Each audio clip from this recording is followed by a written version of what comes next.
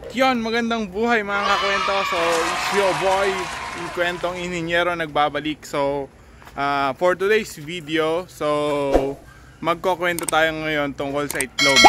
So, ano yung kukwento natin doon? So, wag na natin patagalin pa. Wag na natin ano-anuhin pa yan. Igaw na natin yan. So, come on, samahan niyo ako mga kwento and let us learn kung paano ang mga terms sa pag-classify ng itlog ng kalapate. Okay? So, samahan niyo mga kakwento.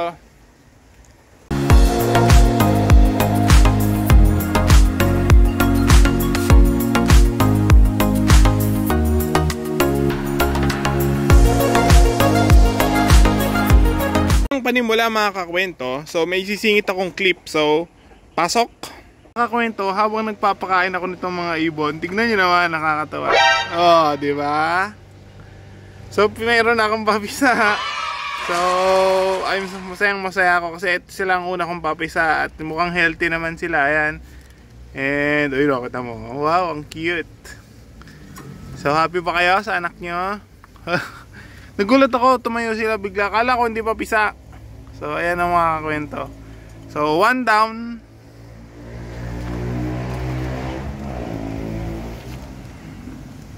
Yan, nakita nyo, diba? Pisa na yung anak ni Pula at saka anong ating nahiram na ibon galing kay Kuya Jing. So, meron na tayo isang papisa. So, ayan, konting trivia pala muna. Alam nyo ba kung ano ang tawag sa anak ng kalapate, yung maliit?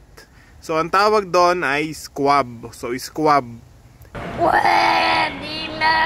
S-Q-U-A-B. So, isa na naman pong gintong kalaman. Hindi, biro lang.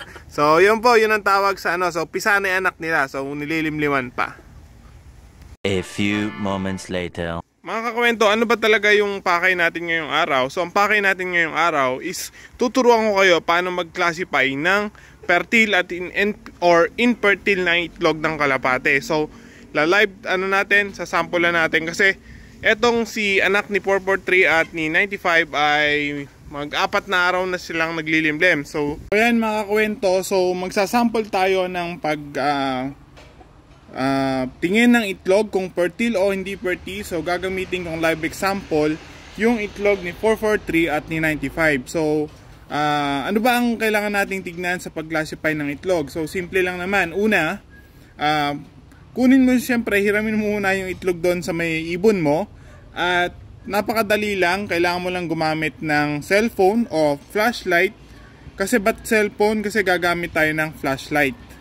So, bakit flashlight? Paano nang gagawin natin doon? So, simple lang. So, ganyan mo lang yung flashlight mo. Then, kapag hiniram mo yung itlog doon sa ibon, simple lang, itapat mo lang yung itlog dito sa may ilaw. At kapag meron kang nakitang mga veins sa loob ng itlog, yung itlog na yon ay fertile. So, fertile siya, so good siya para patuloy na pahalimhiman dun sa itlog. Pero, on the other hand, kapag ka naman kinuha mo yung itlog, nilagay mo dito, at sad to say, ang nakita mo ay clear lang, tumagos lang yung ilaw lang basta. So, nakakalungkot man sabihin, pero infertile po yung itlog.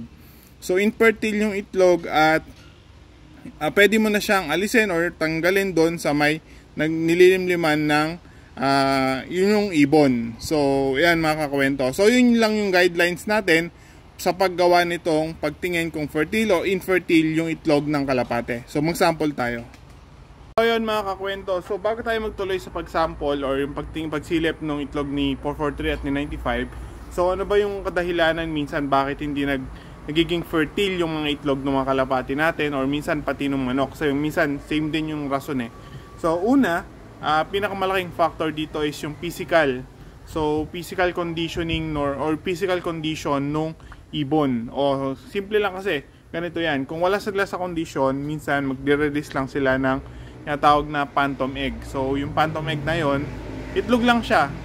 Which is simply protein and magdi-develop. So, wala siyang similya. Yung sa physical condition, maaaring pumasok doon yung pwede kang nasobrahan sa gamot, talagang payat siya, hindi siya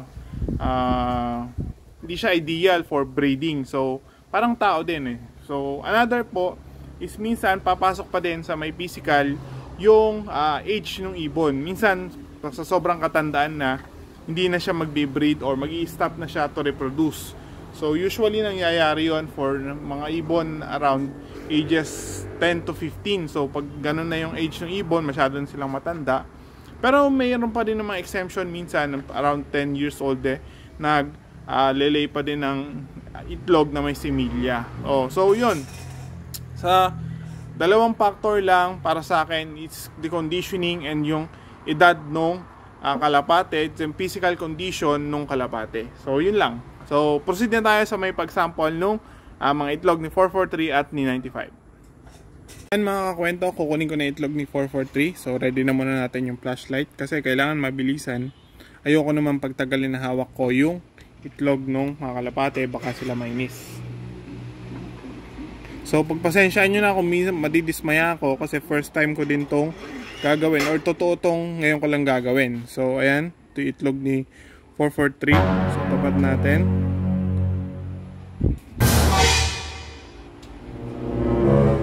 Nako, nakikita nyo ba mga kwento? So ayun, nako, masaya ako. Ayan, nakikita nyo mga kwento. Ayan o, ayan yung mga ugat. Ayan yung mga ugat nung ayan o. So happy tayo. So egg 1 fertile siya. Nice.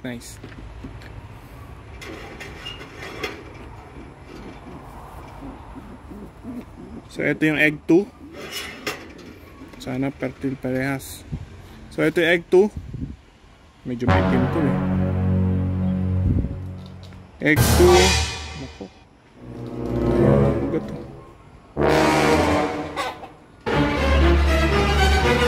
Ayun, meron mga kwento. Ayun o. Masyadong kita pero meron. So fertile parehas yung itlog nung champion natin. 3 hours later. At ayun mga kakwento, so masaya nga tayo, fertile. So congratulations sa soon to be parents. Si 95 at si 443, kumakain na sila. So magpakain na ako. So yun yung itlog, so fertile yan. So kailangan pa din silang alagaan. At ito naman yung dalawa. Ayun o, ito yung anak nila. Healthy doon. So kaya mag-focus. Ayan, healthy.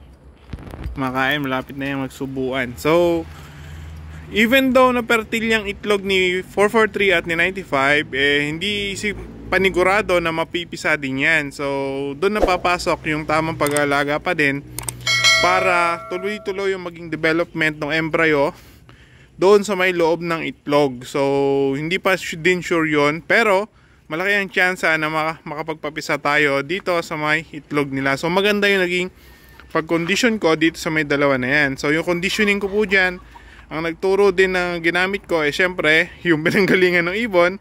So shout out kay paring Ivan. So yun. So si paring Ivan din ang nagturo ng conditioning ko dito, saka yung conditioning ko dito sa dalawa. So I hope mapisayan. At siguro dito ko na rin tatapusin itong video. Maraming salamat po sa mga nanonood. Please like, comment, and subscribe. So again, ako nga pala ang inyong kwentong inhinyero na maraming kwento palagi. So see you sa next vlog and magandang buhay. God bless. Keep safe. Goodbye.